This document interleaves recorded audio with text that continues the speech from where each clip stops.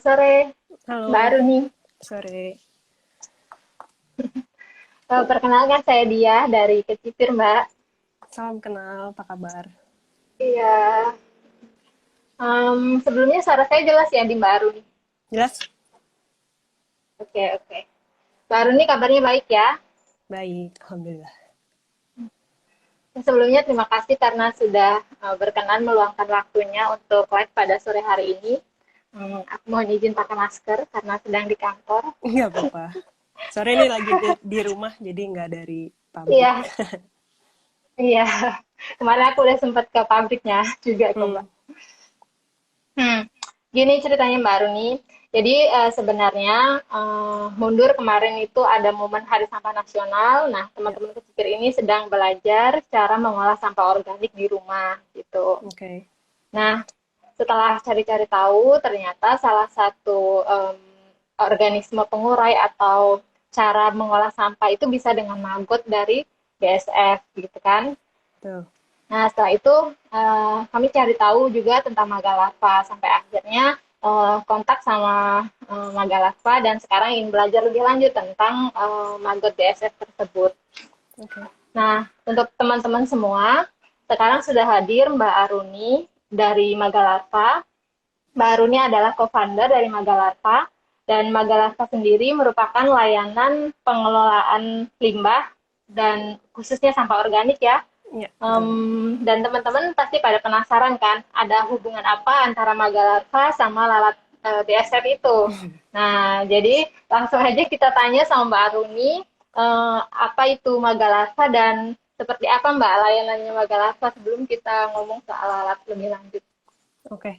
Jadi Magalarva itu startup yang bergerak di bidang biokonversi sampah organik. Jadi kita menggunakan teknologi si larva lalat black soldier fly itu. Jadi sebenarnya secara konsep eh, mirip dengan composting, cuman kita dibantu oleh si black soldier fly ini gitu. Gitu sih. Jadi kita bisa collection, maksudnya ngambil sampah organik, utamanya sih sampah makanan ya. Jadi bisa buah dan sayur, bisa juga sisa makanan misalnya dari catering, restoran, hotel, ataupun dari industri makanan dan minuman. Itu jadi kita bisa olah menggunakan si larva black soldier fly. Kemudian hasilnya itu si larvanya sendiri akan jadi sumber protein alternatif untuk pakan ternak. Selain itu, byproductnya juga ada pupuk organik gitu. Oke. Nanti kalau untuk sampahnya itu sendiri nggak spesifik sampah yang misalnya sampah yang nggak ada minyaknya gitu ya. Semua sampah makanan bisa diolah oleh maggot BSF ini ya Mbak ya. Bisa, hampir semua makanan bisa sih. Oke. Memang apa ya, batasan-batasannya tuh lebih ke sampah organik yang sifatnya sampah kebun. Jadi misalnya daun kering, ranting, Hmm, karena kan selulosanya tinggi, jadi agak sulit untuk dicerna oleh larvanya gitu. oke, ini udah mulai banyak yang gabung nih Mbak. Tarik padaan sama BSF. Nah, em, kaitannya antara Magalasa sama BSF tadi, Mbak Aruni sama teman-teman gitu, dulu kenapa sih Mbak kok sampai tertarik untuk istilahnya kalau bikin bisnis yang kaitannya sama lalat dan sampah gitu. Ya banyak sih yang nanya gitu. Hmm, hmm, Jadi awalnya itu memang di sekitar tahun 2017 awal, itu saya sama partner saya Rendria yang CEO-nya Magalarva, itu kita eh, berkunjung ke Bantar Gebang. Jadi memang startnya tuh kita apa ya, udah punya concern yang tinggi lah soal soal lingkungan gitu, tentang sampah terutama. Jadi kita waktu itu beride, coba deh kita lihat ke Bantar Gebang kondisinya tuh seperti apa sih. Jadi waktu ke sana benar-benar ngalamin langsung gitu, ngelihat langsung gunungan-gunungan yang dan tinggi banget dan luas banget gitu. Jadi kita ngerasa, ah udah nih ditumpuk gini aja gitu. Jadi kita ngerasa ini kayaknya bukan apa ya, bukan solusi deh gitu. Terus kita kalau kita baca-baca juga kan di berita juga apa TPA udah mau overload gitu hmm, tahun ini gitu. Jadi dan belum ada solusi yang cukup baik gitu. Jadi mungkin solusinya hanya kita perlu lahan baru untuk TPA yang baru gitu. Nah, jadi kita merasa ini masalah sampah harus segera diselesaikan nih, urgent gitu. Nah, setelah baca-baca soal sampah lebih lanjut, kan kita memang terekspos banyak soal sampah plastik kan, bahaya sampah plastik, banyak sampah plastik di laut, segala macam. Memang itu juga masalah yang urgent, tapi setelah kita baca ternyata sampah di Indonesia ini 60%-nya tuh sampah organik gitu. Jadi ketika kita lihat data itu, kita mikir harusnya yang diselesaikan lebih dulu supaya impact-nya lebih besar itu ya yang komposisinya paling besar, yaitu si sampah organik gitu. Jadi kemudian kita riset-riset lagi dan menemukan, bacalah tentang si lalat BSF ini, dan ketika kita baca, wah ini kayak nggak ada ruginya gitu. Jadi hebat banget sih spesies ini. Dia makan sampah organik, dianya jadi sumber protein, terus kotorannya jadi pupuk organik gitu. Jadi itu kita lihat, wah ini solusinya zero waste gitu. Oke, oke. Jadi kita secara nggak langsung udah masuk ke topik kelebihan dari BSF ini nih teman-teman. Hmm. Nah, balik lagi ke tadi itu kan Mbak Aruni sama Kak Rendria tadi ya, Ya. terpikir bahwa yang harus pertama diselesaikan itu kan yang komposisinya yang paling besar, yaitu sampah organik gitu. Kemudian kan pasti waktu itu juga cari tahu kan beberapa alternatif untuk mengolah sampah organik itu. Nah, waktu itu kenapa sampai memutuskan di BSF? Padahal kan sebenarnya ada tuh beberapa organisme lain tuh kayak misalnya cacing ya, cacing untuk mengolah sampah organik. Nah, kenapa pilihannya jatuh ke BSF ini waktu itu, Mbak? Jadi memang kita lumayan baca-baca sih, walaupun kita nggak sempat mencoba ternak langsung si cacing, tapi dari yang kita pelajari, itu cacing lumayan, apa ya, sensitif lah misalnya terhadap kondisi sekitarnya gitu, ataupun makanannya harus gimana-gimana. Dan setelah kita riset soal BSF ini, mereka lumayan, apa ya, resilient atau bisa segala gitu. Jadi istilahnya bisa mengkonsumsi segala, dan dalam kecepatan yang tinggi gitu. Jadi kita misalnya sekarang ngolah 1 ton gitu sampah per hari, ya 1 ton itu akan habis gitu, bisa habis dalam 1 hari gitu. Oh, sampai secepat itu ya? Iya, mungkin bahkan sekarang sih kalau Penguraiannya. di fasilitas sekarang mungkin udah hampir 5 ton sehari gitu. Jadi setiap hari itu ada sampah datang 5 ton gitu kurang lebih gitu. Walaupun kapasitas Oh, gitu. fasilitas Magalarva sekarang tuh bisa sampai 10 ton lah sehari. Nggak, artinya kecepatan penguraian yang dilakukan oleh maggot itu bisa bisa secepat itu gitu kan terhadap sampah organik. Ya, asalkan kita bisa tahu sih jumlah larva yang kita butuhkan untuk mengolah sampah sebanyak itu seberapa gitu. Oke, itu tadi salah satu kelebihan kenapa lalat BSF ini digadang-gadang sebagai solusi untuk mengolah sampah organik ya Mbak ya. Nah, kita lanjutin ke sebenarnya lalat ini lalat yang seperti apa fase pertumbuhannya gitu Mbak. Mungkin teman-teman juga penasaran nih. Oke, jadi siklus hidupnya larva BSF, Black Soldier Fly itu sekitar kurang lebih 40 hari, walaupun itu bergantung juga sama feedstock atau makanan yang mereka konsumsi gitu. Jadi memang kalau gizinya kurang-kurang baik, mungkin siklusnya akan lebih panjang. Jadi dia akan butuh lebih banyak makan sampai dia bisa berubah. Jadi dari telur itu dia menetas jadi kita sebutnya, kalau di Magalarva kita sebutnya mini larva atau bisa disebut juga neonates. Lalu setelah jadi mini larva dia akan jadi larva yang dewasa. Kemudian dia jadi prepupa, itu jadi ketika larvanya udah warna kulitnya tuh udah menggelap jadi coklat, yang tadinya coklat muda jadi coklat tua. Kemudian pupa atau kepompong. Nah, kemudian dari pupa itu baru jadi lalatnya, dan lalatnya kemudian bertelur dan ya teruslah siklusnya. Lanjut Itu kurang siklusnya lebih ya. totalnya dari telur jadi telur lagi itu 40 hari kurang lebih. Oke. Telur jadi telur lagi itu kira-kira 40 hari. Nah, dari keseluruhan fase tadi yang dia mengonsumsi sampah organik itu berarti dari mini larva sampai ke pupa ya? sampai ke prepupa. Jadi ketika dia Sampai udah ke berubah jadi prepupa itu harusnya dia istilahnya udah kenyang dan dia akan berubah jadi pupa. Nah, selama pupa jadi kepompong itu kan dia diam aja tuh, cuman semacam hibernasi lah kayak kepompong kalau mau jadi kupu-kupu gitu. Nah, itu dia akan menjadi pupa, kemudian baru dia keluar dari si lalat keluar dari si cangkang pupanya itu gitu. Jadi sampai fase kurang lebih sampai prepupa sih. prepupa itu berapa hari, Mbak? Sebenarnya kalau yang kita produksi untuk jadi pakan ternak itu sebelum prepupa, jadi larva dewasa tuh udah kita panen. Itu jadi kurang lebih sekitar 14 hari lah dari menetas telurnya gitu, 14 hari. Karena kalau prepupa itu kandungan kitinnya itu lebih tinggi, jadi kadang-kadang di beberapa ternak itu kurang ideal lah gitu. Jadi kulitnya udah agak lebih tebal. Oke. Nah, ngomong-ngomong soal ternak yang tadi, berarti produk dari Magalarva sendiri memang mayoritas saat ini adalah pakan ternak ya, Mbak? Iya, betul. Selain itu juga ada pupuk organiknya sih. Jadi yang pertama itu kan kita ada si fresh larva atau larva hidupnya. Jadi atau sebutannya kan maggot nih di Indonesia, maggot hidup. Kemudian kita juga ada maggot kering nih, kebetulan saya bawa sampel di rumah.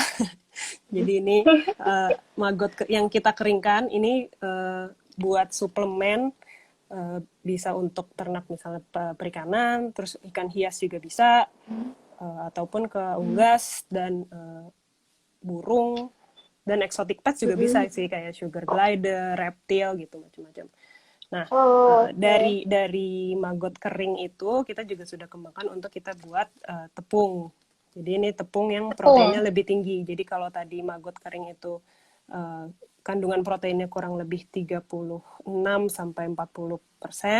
si tepung ini bisa mencapai kurang lebih 55%. Jadi di atas 50% lah.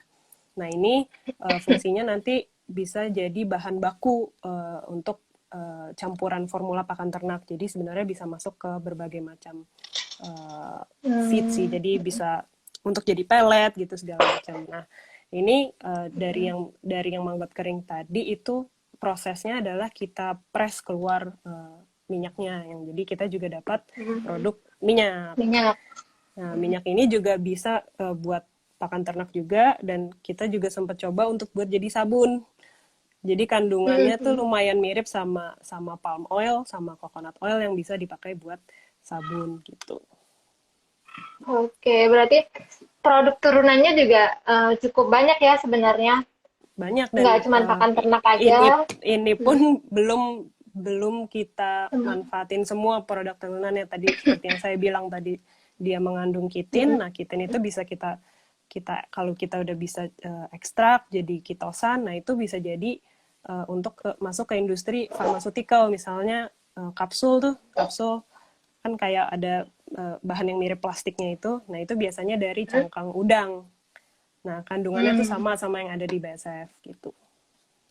Dari kepompong ya tadi yang Iya, dari kulit kepompongnya bisa kepompong juga. ya. Iya.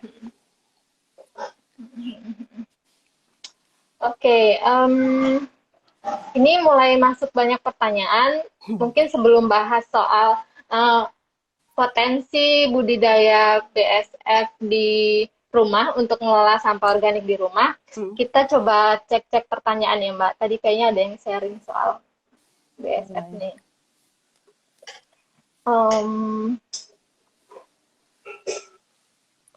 Pertama,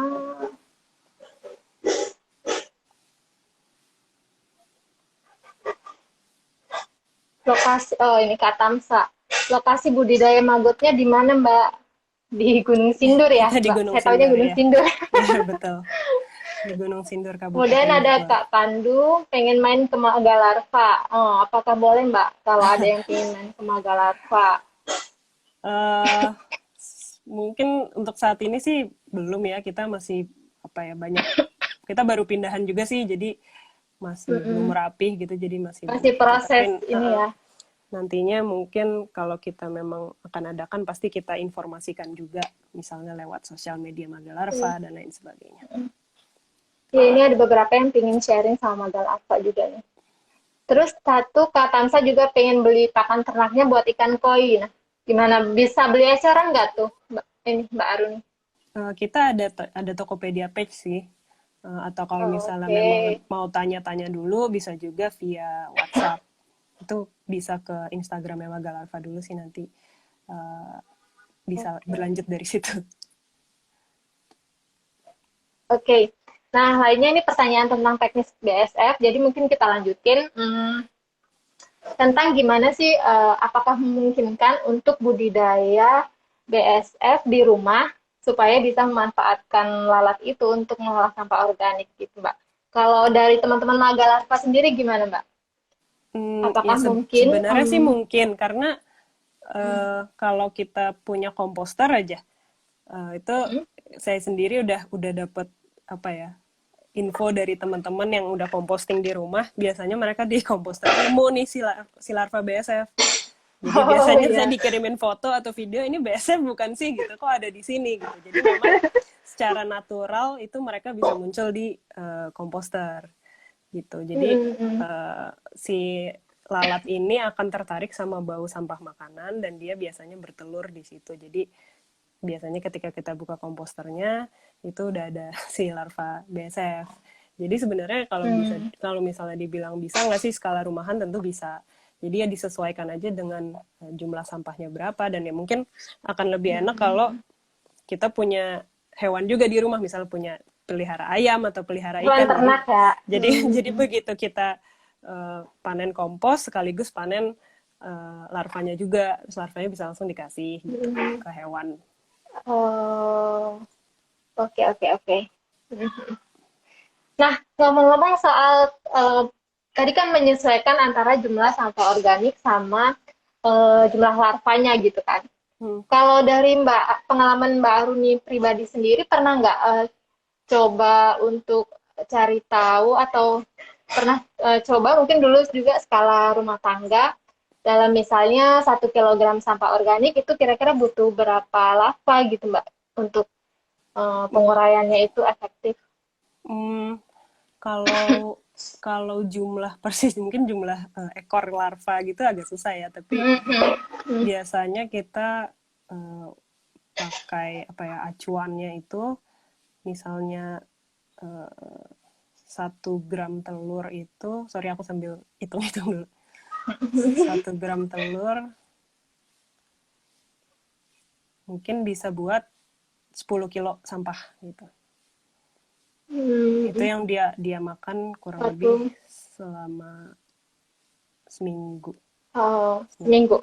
1 gram telur bisa untuk berapa tadi Mbak? 10 ya? 10 kilogram. 10 kilo sampah ya. 10 kilogram sampah. Oke.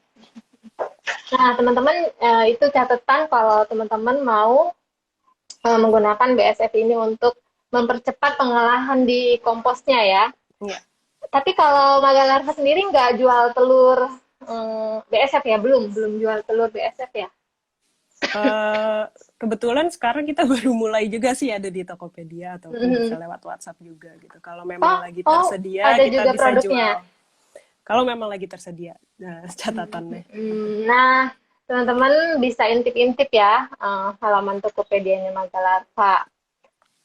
Oke, nah ini ada pertanyaan tentang eh, karakteristik BSF. Apakah BSF sama dengan lalat buah, Mbak? Beda. Nah, ada pertanyaan. Pasti beda. Jadi secara bentuk fisiknya sih juga beda. Uh, kita bisa bilang black soldier fly lebih keren secara bentuk, karena dia agak lebih besar, bentuknya tuh apa ya, lebih Panjang ramping ya? gitu. Lebih panjang, lebih ramping gitu. Nah, terus pembedanya juga kalau dari larva itu si larva yang lalat buah itu biasanya lebih kecil, lebih kayak karet gitu teksturnya kalau bisa dirasain, dan geraknya tuh lebih cepat. Bentuknya beda sih, nanti mungkin bisa bisa googling lebih lanjut gitu, bisa kelihatan bedanya. Dan beda yang membedakan dan salah satu keunggulannya si larva BSF ini juga, larva BSF ini ketika jadi lalat itu mereka udah nggak makan. Jadi si lalat ini Oke. udah nggak punya mulut yang fungsional untuk makan. Jadi kegiatannya dia itu adalah eh, kawin dan bertelur. Jadi udah nggak makan. Nah karena dia nggak makan, jadi dia nggak hinggap di makanan, terus ke sampah, terus kemana gitu. Seperti lalat buah ataupun lalat rumah. Jadi dia nggak Hmm, membawa vektor penyakit gitu, keunggulannya sih salah ya. satunya. Yes. Itu salah satu itu alasan kenapa lalat ini disebut lalat yang sehat ya, yang nggak menyebarkan penyakit ya, Mbak Aruni. Betul. Hmm, hmm, hmm. Oke, ya. Ini ada pertanyaan lagi, satu ekor maggot bisa menghabiskan 10 kali lipat berat badannya dalam waktu 24 jam. Bukan 24 jam. Tadi itu 6 hari ya, Mbak? Iya kurang lebih. 6 hari. Kurang lebih 6 hari dalam Bukan waktu 6 bukan hari. 10 kali lipat juga sih. Hmm, Kan 1 gram dibanding 10 kilo 10 ya. kilo. Jadi lebih banyak. Hampir. Oke. Hmm, ini ada yang katanya DM Magalarpa nggak dibalas dan habis ini dibalas Kak. Nah, Sorry nanti aku bilang ke adminnya ya. Mohon maaf kalau ada terus kurang-kurang. nah, ini ada yang tanya media penetasan, bagusnya Hmm, seperti apa? Mungkin ada yang udah punya telurnya nih. hmm. Terus dia ingin tahu media penetasannya yang seperti apa, Kak. Kemudian perbandingan antara telur dan media itu berapa? Mungkin bisa diceritain juga sama Mbak Arini. Sebenarnya untuk media penetasan itu yang utamanya adalah gizinya seimbang. Kalau kita sih memang punya formula sendiri ya di Magalarva. Hmm. Tapi memang yang pertama gizinya seimbang, terus kelembapannya terjaga. Jadi Hmm. kandungan airnya tuh kurang lebih 60 sampai 70% gitu. Jadi cukup cukup lembab dan ukurannya kalau bisa kecil. Jadi kalaupun pakai sampah itu harus dicacah. Biasanya memang kalau di penetasan tuh kita harus perhatikan si moisture tadi sih. Jadi ketika udah mulai kering itu perlu kita tambahin airnya gitu. Oke. Jadi faktor kelembapan sama zat gizi ya, nutrisi. Mm-mm. Nutrisi, oke. Em, Selanjutnya ada pertanyaan dari Kak Budi. Baru nih saya pernah buat maggot atau menggunakan maggot BSF untuk pakan ikan lele tapi nggak berhasil. Mungkin ada riwayat maggot BSF nggak cocok sama ikan lain, Mbak? Sejauh yang kita coba bareng teman-teman peternak lele gitu sih sejauh ini bisa sih dan lahap-lahap Ini aja bisa gitu ya. dan nggak ada masalah jadi mungkin perlu diobrolin lebih lanjut tuh tadi siapa Mas Budi Kak, siapa Mas Budiarto. ya Mas mungkin Budi. bisa Mas Budi boleh DM ya. diberikan konteks jadi mungkin atau ke WhatsApp juga mungkin bisa jadi kita bisa ngobrol untuk mengerti lah konteksnya waktu itu dikasihnya seperti apa terus untuk lele usia berapa gitu segala macam kan banyak banget info yang kita perlukan gitu. Oke. Semoga menjawab ya Mas Budi. Terus ini ada pertanyaan lagi dari Mas Budi lagi. Sampah jenis apa yang bisa menarik lebih cepat lalat BSF? Mungkin yang lebih disukai gitu ya sama lalat BSF. Ada karakteristik yang spesifik nggak, Mbak, dari sampah yang disukai sama lalatnya? Hmm, yang udah mulai membusuk sih sebenarnya. Agak Yang udah mulai kalau membusuk ya? kalau kalau teman-teman peternak BSF sih suka macam-macam sih caranya ada yang difermentasi dulu atau ditambahin Yakult atau Oh, atau iya iya. pakai ampas kopi gitu. Jadi macam-macam sih triknya tapi Ah, gitu. secara kok apa ya secara konsep sih dia sampah organik apapun dia tertarik gitu apalagi yang udah mulai membusuk gitu. Oke, poin pentingnya adalah sampah yang udah mulai membusuk nih, Mas. Hmm, Terus ada pertanyaan nih. Kalau tadi disebutkan protein dari larva BSF itu kan tinggi ya, Mbak. Tuh. Tinggi tuh. Terus ini muncul nih pertanyaan dari Mas Eko ini. Apakah sudah ada riset larva ini bisa untuk dikonsumsi manusia? Bisa mungkin. Tapi Mungkin saya demonstrasikan sekarang aja ya. Jadi sebenarnya kita kalau di Magalarva eh, ya yang kerja kadang-kadang nyemilnya ini juga gitu. Secara oh gitu secara gitu. enggak deng. Ya, tapi kita semua udah pernah coba lah. Jadi rasanya gurih kayak kerupuk kulit gitu. Kayak kerupuk kulit ya. Iya nih. Sebenarnya sih Oh, secara mm, penelitian aman gitu karena sebenarnya si pencernaannya si larva BSF sendiri itu bisa eh, mengurangi atau menghilangkan bakteri seperti misalnya E. coli atau Salmonella gitu. oh, oh ya ya. Ternyata justru manfaatnya bagus ya buat kesehatan, nggak cuma dari proteinnya doang ya. Iya betul. Ini kalau mau Oke, dimakan jadi pada sebenarnya sebenarnya bisa gitu. oke. Nah, Mas Eko udah langsung dijawab dan dipraktekkan tuh sama Mbak Aruni. Kalau memang biasanya kalau protein itu kan gurih, jadi memang kemungkinan besar rasanya bakal gurih ya, bakal gurih. Terus kalau soal eh, kebersihan sih sebenarnya kalau kemarin saya kebetulan sempat ke Magalarva dan memang oh, prosesnya itu cukup cukup tertata gitu ya Mbak. Jadi setelah dipanen lalat dewasa, ya ada dicuci, kemudian dijemur, sampai akhirnya dikeringkan gitu kan.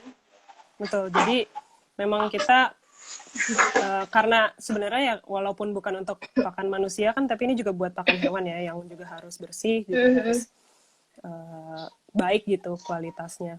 Jadi kita pastikan larvanya itu bersih, kita cuci sampai bersih dari residunya, kemudian kita tiris dulu dan kita pengeringannya pun juga dengan suhu yang tinggi. Jadi kita pastikan itu kuman atau bakteri itu bisa mati karena suhu yang tinggi itu tadi gitu. Oke, ini sekaligus menjawab pertanyaan Kak Petani Muda terkait suhu pengeringan maggot yang ideal. Kalau berdasarkan jawaban Mbak Aruni sih ya suhu yang cukup tinggi. Kira-kira berapa ratus tuh Mbak? Hmm, sebenarnya tergantung sih, tergantung jenis pengaringnya dan lain-lain. Tapi sebenarnya kalau untuk misalnya mau proteinnya nggak banyak yang rusak, itu Rusak? anjurannya di 60 derajat, tapi itu memang lebih lama jadinya. Mungkin bisa Oh, 1 hari full gitu misalnya. Atau misalnya di Magalarva kita pakai mesin yang memang suhunya lebih tinggi gitu 100 sekitar 100 derajat tapi waktunya juga pendek jadi kandungan protein yang terkandung juga nggak banyak yang rusak gitu. oke. Nah, ini hmm, ada pertanyaan dari Kak Didi. Mbak Arumi ada pelatihan budidaya maggot nggak sih di Magalarva? Banyak kayaknya yang tertarik.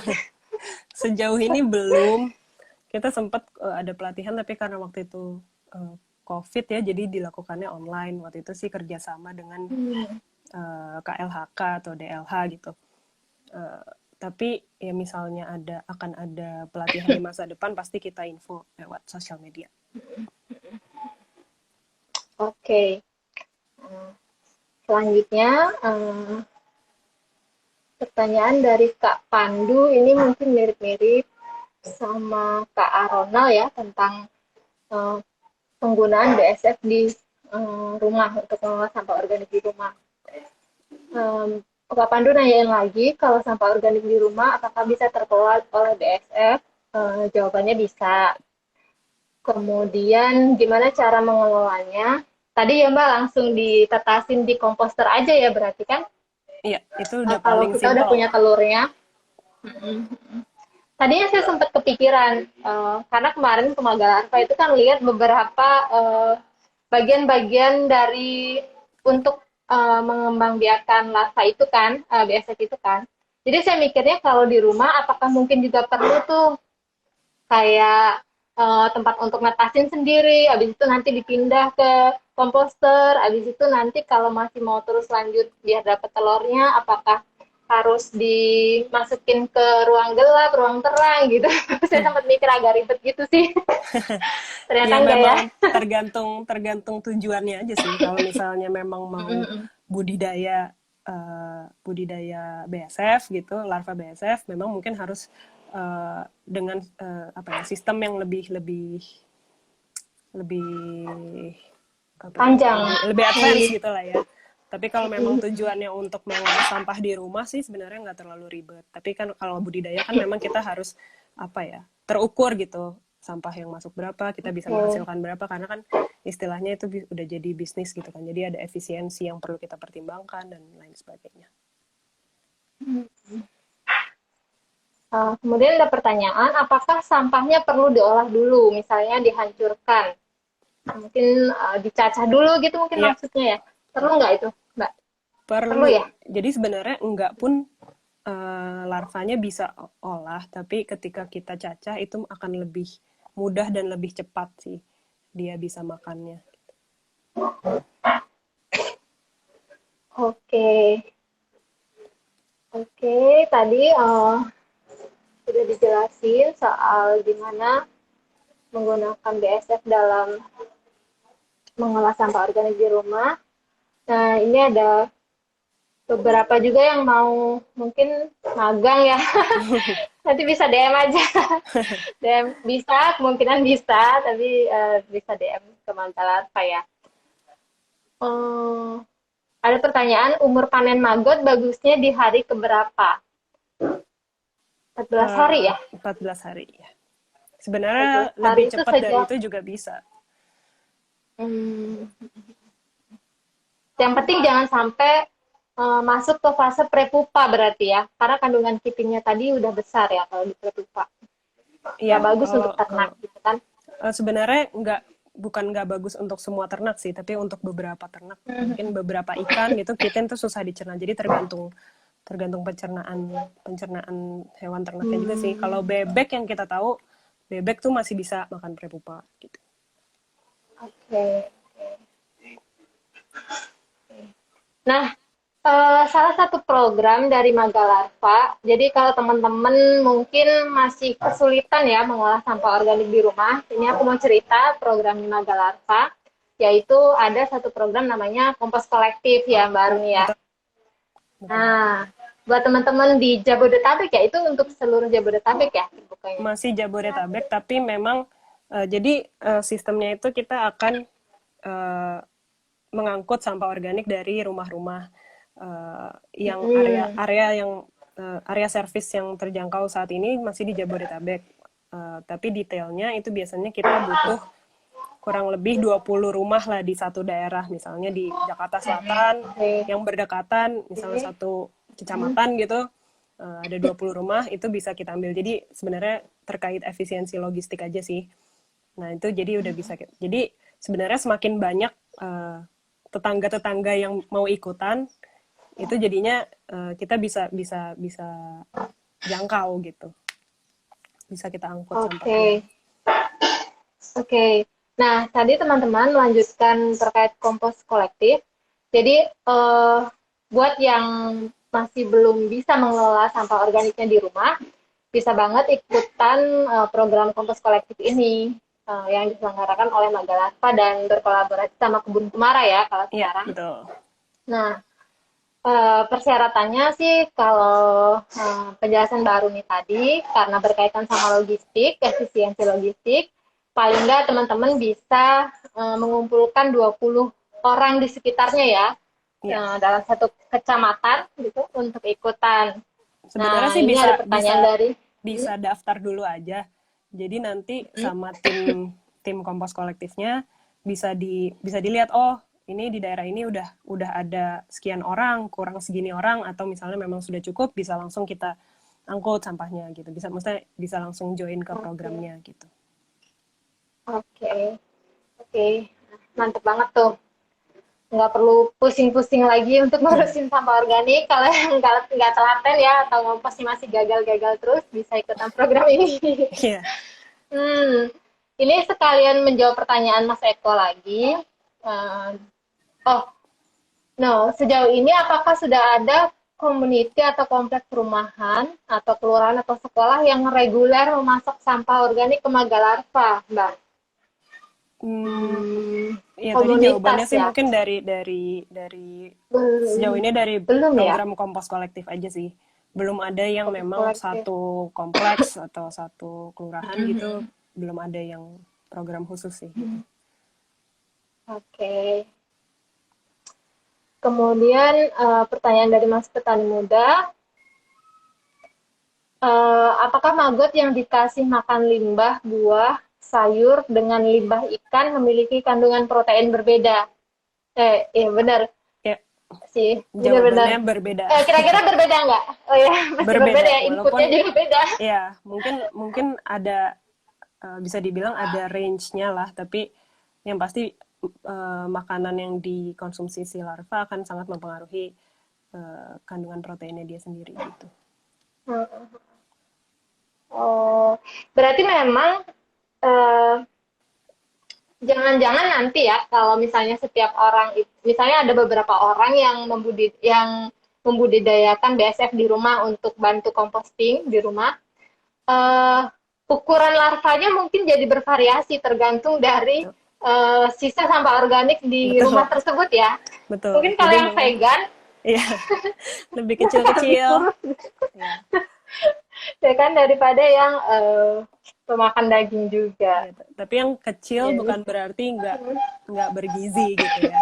Maksudnya bukan berarti yang kecil-kecil itu nutrisinya juga jelek gitu, belum tentu. Mungkin ya itu perlu perlu apa ya? Perlu ditelaah lebih lanjut misalnya dengan analisis lab dan lain sebagainya, tapi ya bisa aja karena lemaknya nggak sebanyak kalau kita kasih makan sisa makanan yang nasi atau sisa atau tadi ikan segala macam. Jadi oke. bisa jadi yang tinggi justru proteinnya gitu karena dia lemaknya nggak banyak gitu.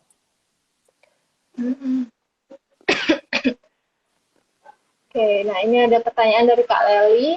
Boleh tahu nggak biayanya ikut kompos kolektif berapa, Mbak? Itu Nanti bisa bisa bisa dikontak langsung aja sih ke konsultasi ya. Magalarva karena ya kita prinsipnya semakin banyak orang di satu daerah yang bisa, misalnya semakin banyak rumah yang bisa ikutan di satu daerah, pasti kan karena logistiknya lebih efisien, jadi bisa lebih murah juga gitu. Oke. Nah, teman-teman, silakan kalau masih ada yang mau bertanya lagi soal Maggot BSF ini. Tapi tadi sudah cukup jelas sih dari Mbak Aruni terkait bagaimana cara kita membudidayakan maggot atau memanfaatkan maggot BSF ini untuk mengolah sampah organik di rumah. Nah, kalau yang belum memang belum bisa mengolah sampah organik di rumah, bisa juga ikutan program kompos kolektifnya. Gitu. Kalau kita balik lagi ke Magalarva, ke produknya Magalarva nih Mbak, Oke. kan tadi macam-macam. Ada yang larva segar ya, kemudian ada juga larva kering, terus tepung, kemudian minyak gitu. Kalau untuk larva segar sendiri, itu sejauh ini didistribusikannya ke daerah mana nih Mbak? Soalnya kalau segar itu kan kemungkinan namanya makhluk hidup ya, Hmm. pasti dia ada batas waktunya yang mungkin nggak lama gitu. Ya. Sebenarnya sih kalau penyimpanannya baik itu dia kalau dari si larvanya itu bisa hidup ya, cuman memang di logistiknya itu biasanya yang kita menemukan tantangan gitu karena kan ya di perjalanan jadinya panas apa segala macam yang bisa bikin dia kurang oksigen terus jadinya mati gitu. Jadi memang kita sejauh ini masih untuk fresh larva atau larva segar itu kita masih ya di daerah-daerah yang masih cukup dekat dari fasilitas kita di Gunung Sindur sih. Jadi antara ya Kabupaten Bogor, Tangerang, Jakarta yang masih terjangkau mungkin nggak lebih dari 3 jam gitu perjalanannya. Okay. Nah, teman-teman yang memang mau beli larva segarnya yang di daerah masih sekitar Gunung Sindur bisa banget juga ya. Bisa. Ini ada pertanyaan lanjutan tentang kompos kolektif. Peserta kompos kolektif bisa dapat feedback nggak Kak kalau ikut program tersebut? Mungkin feedbacknya apa aja gitu ya? Oke. Jadi memang untuk program kompos kolektif itu kita akan mengirimkan gitu laporan tiap bulannya. Jadi sampah yang kita kolek berapa, diolah jadi larva berapa, dan selain itu juga peserta programnya bisa dapat voucher untuk di kebun kumara. Jadi kan pupuk yang dihasilkan dari sampah itu sama kebun kumara itu dibuat jadi dicampur dengan beberapa komponen lain supaya jadi media tanam yang bisa langsung pakai, tinggal dipakai. Nah itu ya nanti jadi bisa dapat voucher itu gitu untuk dapat pupuknya lagi atau media tanam itu lagi gitu. Mungkin Pupuk ya kalau kalau berarti. kalau feedback yang dimaksud itu ya kita akan kasih laporan sih. Termasuk juga kalau misalnya oh ini pemilihannya masih kurang kurang oke nih, kita masih menemukan Oh, plastik oke. sekian persen, itu juga akan kita sampaikan sih gitu. Oke, oke, oke. Tapi pada dasarnya memang nggak boleh ada plastik kan Iya, nggak di boleh. dalam sampah yang kita storin. Termasuk seingat saya juga ranting juga nggak boleh ya, ranting daun-daun kering juga Ya, nggak jadi boleh ya. kita nggak termasuk sampah kebun, sampah organik ya, hanya sampah makanan aja. Itu berarti sangat berpengaruh ke tumbuh kembangnya larva ya.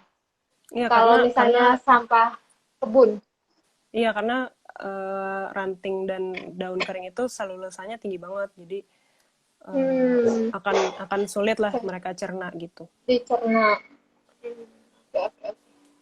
Oke, sepertinya teman-teman udah cukup puas dengan jawaban-jawaban Mbak Aruni. Mungkin eh, terakhir nih, terakhir kita pengen dengar pesan dari Mbak Aruni soal mengolah sampah organik di rumah. Jadi mungkin teman-teman masih ada yang belum tertarik gitu ya, atau masih baru pengen tahu nih. Em, Mbak Aruni mungkin bisa kasih motivasi ya buat kita semua. Kenapa sih kok kita harus aware gitu sama sampah organik kita gitu? Oke. Em, apa ya? Mungkin mungkin salah satu caranya ya supaya lebih semangat mungkin bisa ajak teman-teman gitu untuk melakukan hal yang sama jadi bisa saling support. Tapi kenapa mengolah sampah organik itu penting? Mungkin karena kita taunya ya sampah organik toh akan terdekomposisi juga dengan sendirinya, itu proses alam, itu betul. Tapi ketika dia nggak terpisah dari sampah lain dengan sampah anorganik, ya plastik, metal dan lain-lain, itu jadinya juga akan jadi berbahaya gitu. Kalau dia nggak benar-benar dikondisikan gitu untuk proses alamiah itu gitu. Jadi kalau misalnya sampah kita campur terus kita buang ke TPA ya itu jadinya nanti air lindi dari sampah organik campur dengan ketemu metal dan itu jadinya berbahaya masuk ke air tanah dan lain sebagainya. Jadi kalau kita apa ya pikirkan lagi gitu sebenarnya kita tinggal misahin kok gitu. Dan yang dari mungkin apa ya teman-teman ada yang udah mulai composting tapi menemukan kesulitan atau gagal nih gitu ya. Tapi yang sebenarnya gagal tuh belum tentu juga. Mungkin hanya prosesnya agak lebih lama atau perlu di fine tune lagi supaya bisa lebih cepat. Misalnya ya, kok ini compostingnya basah ya, bau ya, berarti harus ditambahkan daun kering atau hal-hal lain ya browns lah kita sebutnya gitu kan misalnya. Jadi sebenarnya uh, jangan menyerah aja sih gitu. Jadi dan mungkin ya tadi Oke. supaya nggak menyerah bisa dibuat support sistemnya gitu karena komunitas composting kan juga Oke. sekarang udah makin banyak ya itu bukan jadi bisa join di situ aja jadi bisa tukar wawasan juga gitu kayak kenapa ya kayak gini mungkin ada yang pernah melalui bisa kasih saran dan Oke. lain-lain gitu. Oke, itu tadi pesan dari Mbak Aruni buat kita semua yang baru mulai mengompos dan masih jatuh bangun. Jadi tetap semangat, terus cari support system gitu. Mungkin yang kedua Um, juga ini ya nggak, ubah ubah mindset gitu kali ya ubah karena kan mindset. karena sampah makanan tuh atau apa ya sampah basah gitu kan itu disebutnya jadi wah jijik bau apa segala macam. Padahal ketika ditanggulangi dengan baik dia tuh manfaatnya banyak ya, salah satunya Hmm, pupuk itu terus misalnya kita memang dibantu oleh si larva black soldier fly oh jadi dapat pakan ternak gitu jadi sebenarnya ketika kita melihat ini bukan sebagai sampah itu kita bisa lihat manfaatnya tuh banyak gitu. Oh ya, benar-benar benar. Ini aku mau nambahin dikit soal manfaat ini. Kalau kalau tadi kata Mbak Aruni, sampah organik yang berakhir di TPA yang nggak terkelola bisa menghasilkan hal-hal negatif. Nah, kalau kita kelola kan bisa menghasilkan manfaat-manfaat. Ada pupuk, kemudian kalau diolah pakai maggot ada pakan ternak. Nah, ada lagi tadi kalau teman-teman nyimak soal produk turunan, ada minyak yang bisa menghasilkan sabun. Nah, berarti kan Betul. kemana-mana tuh ya Mbak, Iya, sebenarnya efeknya sangat banyak gitu kan. Nah, jadi betul. sayang banget kalau sampah organik masih nggak kita kelola. Betul. Oke, nggak terasa kita udah sampai di penghujung sesi nih, Mbak Aruni. Terima kasih banyak. Sama-sama. Teman-teman yang penasaran soal Magalarva, kemudian produknya maupun program kompos kolektif tadi bisa langsung DM ke Magalarva. Dan buat teman-teman juga yang ingin belanja sayur dan buah organik yang panen langsung dari kebun, bisa langsung ke aplikasi atau website kecipir.com. Nah, kebetulan untuk panen hari Jumat kita ada belanja patungan yang teman-teman bisa saving sampai 17%. Oke, terima kasih semuanya yang sudah menyimak. Eh, Terima kasih Mbak Aruni. Semoga nanti kita bisa berkolaborasi lebih lanjut. Yes, pastinya. Terima kasih Selamat sudah sore. diajak ngobrol sore. Sama-sama.